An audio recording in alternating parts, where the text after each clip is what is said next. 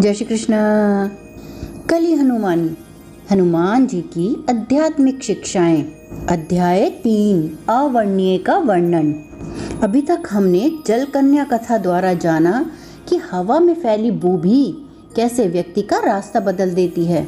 अधमरे कुत्ते से आ रही बदबू ने उन मातंग पुरुषों बाबा, उर्वा, घनुष्क तथा वसंत को उनका रास्ता भटकाया और उनको विचित्र परिस्थितियों में डाला। ठीक उसी समय जंगल के दूसरे भाग में कुछ मातंग महिलाओं ने एक भयानक गंध में श्वास लिया। वे महिलाएं ईंधन के लिए लकड़ियां चुनने जा रही थीं और उस गंध का अर्थ था समीप ही किसी तेंदुए की उपस्थिति। उन्होंने तुरंत अपना रास्ता बदलकर एक लंबा रास्ता चुना। उन्होंने एक दिन पहले लकड़ियां काटकर एक जगह पर डाली थी। वे उसी जगह पर जा रही थी। जब वे तेंदुए की गंध से दूर पहुंच गई, तब जाकर उनका आपस में बातचीत करने का साहस हुआ। बातचीत की शुरुआत वसंत की पत्नी जानकी रूपा ने की। वह कद में छोटी, भार में थोड़ी अधिक और आयु में अधेड़ थी। वह बोली, कैसी दयनीय स्थिति है हमारी। हम दयनीय कठपुतलियां हैं, व्यक्ति नहीं। हम जिस रास्ते पर चलना चाहते हैं उस रास्ते पर चल भी नहीं पा रहे हैं। स्वेच्छा की अवधारणा मिथ्या है। कुछ अदृश्य एवं अज्ञात शक्तियां हमें नियंत्रित कर रही हैं। एक राज्य में जो मिथ्या है वह दूसरे राज्य में सत्य हो सकता है। एक छोटे कद की पतली मातंग कन्या बोली। उसका नाम उर्मी था। उसने आगे कहा, मैंने बाबा को अपनी स्वेच्छा शक्ति से असंभव कार्य करते हुए देखा है। हमारे समाज के वृद्ध जन अपनी शक्तियां दिखाते नहीं हैं, परंतु जब आवश्यकता पड़ती है तो अपनी स्वेच्छा शक्ति का भरपूर प्रयोग करते हैं। आत्मज्ञान से सब कुछ संभव है। 41 वर्ष पहले जब हनुमान जी हमारे गांव में आए थे, उन्होंने तब जो ज्ञान दिया था उसी ज्ञान का प्रयोग करके हमारे वृद्ध मातंग जन चमत्कार करते हैं। और 41 वर्ष पहले हम युवा मातंगों की आत्माएं किसी अन्य देह में भटक रही थी। मेरी आत्मा तो इसी देह में थी। मैं मातंग महिला के रूप में जन्म ले चुकी थी, किंतु मैं शिशु अवस्था में ही थी। मैंने एक शब्द भी नहीं सीखा था। जानकी रूपा ने उर्मी के कथन की त्रुटि को सुधारते हुए कहा। उर्मी और जानकी रूपा की आयु में 20 वर्ष का अंतर था, तो भी वे गहरी सहेलियां थीं। उर्मी के जिज्ञासु मन के लिए जंगल का कण कण ज्ञान की परम पुस्तक का एक पन्ना था। वह घंटों तक जंगल के पेड़ पौधों और पशु पक्षियों को ऐसे निहारती जैसे कोई मनोरंजक पुस्तक पढ़ रही हो। एक तो उच्च कोटि की विदुषी होना और ऊपर से मातंग संस्कृति के ताने बाने की रक्षा का उन्माद। ऐसी कन्या भला अपनी आयु की लड़कियों के साथ कैसे घुल मिल सकती थी। सभी मातंग यह मानते थे कि उर्मी मानसिक रूप से 80 वर्ष की महिला थी जो 20 वर्ष की देह में फंसी हुई थी। देवताओं ने भी उसे अगले मातंग प्रमुख उर्वा की होने वाली पत्नी घोषित कर रखा था। इन्हीं सब कारणों से सभी मातंग, चाहे युवा हो या वृद्ध, पुरुष हो या महिलाएं, उसका विशेष आदर करते थे। चलो आज हम सभी अभी से कठपुतलियां बनना बंद कर देते हैं। उसी रास्ते चलते हैं जिस रास्ते चलने की हमारी इच्छा है। चलो उसी रास्ते चलते हैं जहाँ से तेंदुए की उपस्थिति की गंध आ रही है। जानकी रूपा बोली, नहीं, यह नियमों के विरुद्ध होगा। जैसा कि आप जानती हो, हम मातंग उस रास्ते पर कभी नहीं चलते जिस पर तेंदुए ने अपनी गंध छोड़ी हो। उर्मी ने ठीक उसी प्रतिक्रिया के साथ उत्तर दिया जैसा जानकी रूपा ने अपेक्षा की थी। यदि यह प्रस्ताव उर्वा के सामने रखा गया होता तो वह इसे वास्तविकता में बदलने के लिए जुट जाता, परंतु उर्मी अलग थी, उर्वा से अलग, अपनी आयु के सभी मातंगों से अलग। वह नियमों और परंपराओं का पालन करने में विश्वास रखती थी। एक पल विचार करने के पश्चात उर्मी के मस्तिष्क ने नियम ना तोड़ने के लिए तर्क भी ढूंढा।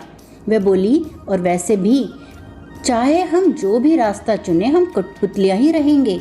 यदि हम अपने भय को भुलाकर उस रास्ते पर जाते भी हैं जहां तेंदुए ने अपनी गंध छोड़ी है, तो भी हम कठपुतलियां ही रहेंगे, स्वामी नहीं बन जाएंगे। धरती पर ऐसे करोड़ों रास्ते हैं जिन पर इस समय कोई न कोई व्यक्ति चल रहा है। तो क्या हुआ कि हम उनमें से एक रास्ता अगले कुछ दिनों तक इसीलिए प्रयोग नहीं करेंगे क्योंकि उस रास्ते पर तेंदुए होने का भय है। शेष रास्तों का क्या? इस धरती के करोड़ों रास्ते अपने जीवन काल में देखेंगे। और क्योंकि हम कठपुतलियां हैं और जिनके हाथों में हमारी डोर है वे हमारे स्वामी हैं और उन्होंने धरती के इस कोने को हमारा रंगमंच चुना है। यहीं पर हमें अपना खेल दिखाना है। हमें पूरा जीवन जंगल के इन्हीं कुछ रास्तों पर बिताना है। सभी मातंग स्त्रियां बातें करते हुए आगे चलती जा रही थीं। उर्मी जानकी रूपा को रास्ते में पड़े एक कांटे के बारे में चेता रही थी, परंतु जब तक उसके मुंह से वे शब्द निकले तब तक जानकी रूपा ने सुरक्षित कांटे वाली जगह को पार कर लिया था। जब जानकी रूपा के कान में वे शब्द पड़े तो वह तुरंत रुकी और बोली, क्या हुआ? कोई सांप वगैरह दिखा क्या? तो जानकी रूपा को वह कांटा दिखाते हुए बोली, देखो यह कांटा आपके रास्ते में था, आपने इसे नहीं देखा, पर एक अदृश्य शक्ति ने आपको इससे बचाया, या इसे आपका सौभाग्य कहा जाए। जानकी रूपा ने कांटे को लेने के लिए अपना हाथ आगे बढ़ाया और बोली, कदाचित आप ठीक ही कहती हो, हम किसी भूल भुलैया में हैं, और यदि हमें इस भूल भुलैया रास्तों का पता होता तो कदाचित हम अपनी स्वेच्छा से इसमें विचरण कर पाते। अज्ञानता में हम इधर उधर किसी भी दिशा में लुढ़क रहे हैं। अज्ञानता नहीं, इसे आंशिक अज्ञानता कहा जाएगा, उर्मी बोली। अपनी सहेलियों के मुख पर आए प्रश्नात्मक भावों को मिटाने के लिए उसने उदाहरण रूपी पोंछा घुमाया। उस बेर की झाड़ी को देखो, वह झाड़ी भी इस भूल भुलैया का भाग है। मुझे तो इतना ज्ञान है कि उस झाड़ी से बेर तोड़कर कैसे लाने हैं, परंतु मुझे इतना ज्ञान नहीं है कि इस राज्य की रानी कैसे बनना है। हुई ना आंशिक अज्ञानता। परंतु जानकी रूपा इस कथन से असहमत थी। वह बोली, यह आंशिक नहीं, यह पूर्ण अज्ञानता है। आपको यह तो पता है कि उस पेड़ तक कैसे जाना है, पत्थर कैसे उछालना है और बेर कैसे प्राप्त करने हैं, परंतु आपको यह नहीं पता कि रास्ते में क्या अड़चन आएगी जो आपको उस पेड़ तक पहुंचाने से रोकेगी। और वैसे भी पेड़ तक जाने की और यह सब करने की आवश्यकता ही क्यों है? क्यों न मैं इधर बेर प्राप्त करने की इच्छा प्रकट करूं और उधर अगले ही क्षण मेरे हाथ में बेर हो। उर्वी इन बातों से पूरी तरह आश्वस्त नहीं लगी, परंतु उनके पास इसके विपरीत कोई तर्क नहीं था। वह और जानकी रूपा शेष रास्ते चुप रहे।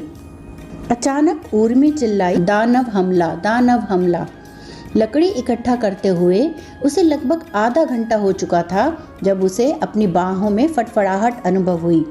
पहले तो उसने सोचा कि उसे फटफड़ाहट का भ्रम मात्र हुआ, परंतु जब उसकी देह पूरी झटके खाने लगी और तब उसने पूरी शक्ति से अपनी समूह की दूसरी महिलाओं को पुकार लगाई जो इधर उधर लकड़ियां इकट्ठी करने में जुटी थीं। तब तक उस दानव ने उर्मी के तन पर पूरी तरह से नियंत्रण कर लिया था। उस दानव को मिर्गी का दौरा भी कहा जा सकता है। उर्मी उससे पहली बार नहीं लड़ रही थी।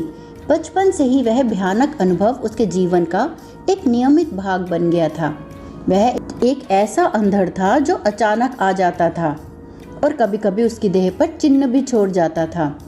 उसके हाथ पैर कटी पतंग की तरह फड़फड़ाए, उसका चेहरा भयानक रूप से विकृत हुआ, उसका तन आत्मा को चीर देने वाली पीड़ा से तिलमिलाया। उसकी जीभ पर ऐसे शब्द निकले जैसे वह किसी पराये ग्रह की भाषा बोल रही हो। उसकी सहेलियां असहाय होकर दयालुता के भाव से उसे देख रही थी। इस दृश्य को दो अनजान पुरुष भी देख रहे थे जो वहां से कुछ दूर स्थित एक पेड़ के नीचे छिपे हुए थे। वे ना तो मतंग समाज से थे और ना ही अन्य कबीले से। वे दोनों उन तीनों जनों में से थे जिनको बाबा ने कुछ समय पहले अपना क्रोधी रूप दिखाया था। जब दौरे पड़ने बंद हो गए तो उर्मी चैन से एक पेड़ के नीचे लेट गई। उसकी सहेलियां उसे छोड़ अपने काम में लग गई। उसका तन व्यथित और थका हुआ था, परंतु उसके मन में कुछ प्रश्न, कुछ विचार और देवताओं के प्रति कुछ शिकायतें थी। जहाँ तक उसे स्मरण था उसने कभी एक चींटी को भी हानि नहीं पहुँचाई थी, तो उसे क्यों बार बार इस असहनीय पीड़ा को झेलना पड़ता था? देवताओं से उसे शिकायत भी थी कि वे उसे बचाने क्यों नहीं आते, परंतु उसकी यह शिकायत पूरी तरह निराधार थी कि देवता उसकी रक्षा नहीं कर रहे थे। परंतु सच यह था कि स्वास्थ्य के जुड़वा देवता, जिन्हें अश्विन कहा जाता है, उस समय उसके पास उपस्थित थे और उसको स्वस्थ करने का हर संभव प्रयास कर रहे थे। दौरा पड़ने का पहला चिन्ह मिलते ही वे उसकी सहायता के लिए पहुंच गए थे और उन्होंने दौरा को रोकने की हर संभव चेष्टा की थी, परंतु हर बार की तरह इस बार भी विफल रहे थे। अश्विन देवों द्वारा किसी भी रोग का निवारण करने के लिए प्रयुक्त की जाने वाली पद्धति भी अपने आप में अनोखी है। यह पद्धति इस सिद्धांत पर आधारित है कि काल आकाश अनंत है। यदि काल आकाश के इस बिंदु पर कोई देह अस्वस्थ है तो किसी दूसरे बिंदु पर वह देह स्वस्थ है। वे दो बिंदु अस्तित्व के दो समानांतर तलों पर भी हो सकते हैं। जागृत आत्मा एक तल से दूसरे तल पर कूद सकती है, किंतु एक सुषुप्त आत्मा को माया इस भ्रम में रखती है कि अस्वस्थ देह वाला तल एक ही मात्र है। यह भ्रम पैदा करने के लिए माया कई हथकंडे अपनाती है। यदि कोई आत्मा एक क्षण के लिए भी माया के जबड़े से मुक्त हो जाता है तो भी वह एक तल से दूसरे तल पर कूद सकती है और स्वस्थ देह में प्रवेश कर सकती है। अश्विन देव यही करने का प्रयास करते हैं। उनके लिए रुग्णता को ठीक करना माया के साथ युद्ध है। यदि वे जीतते हैं तो रुग्णता ठीक हो जाती है, नहीं तो जैसा कि उर्मी के साथ हो रहा है, रुग्णता यानी रोग चलता रहता है। वहां उपस्थित सभी प्राणियों के लिए अश्विन देव अदृश्य थे। उर्मी वहां आंखें बंद करके लेटी हुई थी। उसको भी उनकी उपस्थिति का भान नहीं था। कुछ देर पश्चात वहां हनुमान जी भी आ गए। मातंग होने के नाते उर्मी को कम से कम हनुमान जी की उपस्थिति तो अनुभव करनी चाहिए थी, परंतु कदाचित उसके मन में उमड़ रही व्यग्र विचारों की आंधी ने उसके और उसके चिरंजीवी गुरु के बीच एक अपारदर्शी घूंघट डाल दिया था। हनुमान जी के आते ही दोनों देव, जो अश्विन कुमार थे, उर्मी के दोनों ओर खड़े हो गए। हाथ जोड़कर और सिर झुकाकर खेद जताते हुए वे बोले, हनुमान जी, हमें पता है कि मातंग आपको बहुत प्रिय हैं। आप उनको पीड़ा में नहीं देख सकते, परंतु उर्मी के विषय में हम लाचार हैं। हमने अपना पूरा ज्ञान और विशेषज्ञता झोंक डाली है, परंतु अब तक हम माया का वह हथकंडा नहीं पहचान पाए जो उर्मी की आत्मा पर पकड़ बनाए हुए हैं। उर्मी भूमि पर कुछ इस तरह लेटी हुई थी कि सूर्य की किरणें पेड़ के पत्तों से छन छन कर उसके चेहरे पर गिर रही थी, जो चेहरा मिर्गी के दौरे के कारण फीका पड़ गया था। उसके ऊपर सूर्य की किरणें एक विचित्र जगमगाहट पैदा कर रही थी। हनुमान जी उर्मी के पैरों की ओर खड़े थे। वे उसके चेहरे पर दिव्य दृष्टि डालते हुए उसके सिर की ओर बढ़े और वहां पर एक बड़े पत्थर पर विराजमान हो गए। अश्विन देव भी उर्मी के दोनों ओर बैठ गए और जिस पत्थर पर हनुमान जी बैठे वह पत्थर पहले वहां नहीं था, वहां अचानक ही प्रकट हुआ था। महाबली हनुमान का स्वर जो बड़े बड़े राक्षसों में कंपन पैदा कर देता है, यहाँ पर इतना मंद था जैसे वे किसी बच्चे को लोरी सुना रहे हों। उर्मी तो उनका स्वर सुन भी नहीं सकती थी, तो फिर वे क्यों इतने मंद स्वर में बोल रहे थे? कदाचित उनके शब्दों की आवृत्ति उर्मी की आत्मा तक पहुंच रही थी, परंतु वह शब्द अश्विन देवों के लिए निकले थे। वे कह रहे थे, हे अश्विन देवों, मैं जानता हूँ कि माया उर्मी की आत्मा को भ्रम में रखने के लिए कौन सा हथकंडा अपना रही है। मेरे पास एक योजना है, चलो उस पर कार्य करते हैं। तो चलिए हम अगले भाग में देखते हैं कि हनुमान जी उर्वी को ठीक करने के लिए कौन सी योजना बनाते हैं।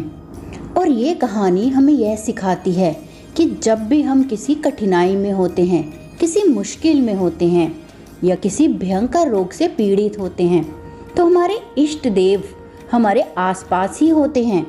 भले ही वो हमें दिखाई ना दे, परंतु हर क्षण वे हमारी मदद के लिए तत्पर ही रहते हैं। इसलिए हमें विपरीत परिस्थिति में भी सकारात्मक रहने का प्रयास करना चाहिए और निरंतर अपने इष्ट पर भरोसा रखना चाहिए और निरंतर अपनी प्रार्थनाएं जारी रखनी चाहिए।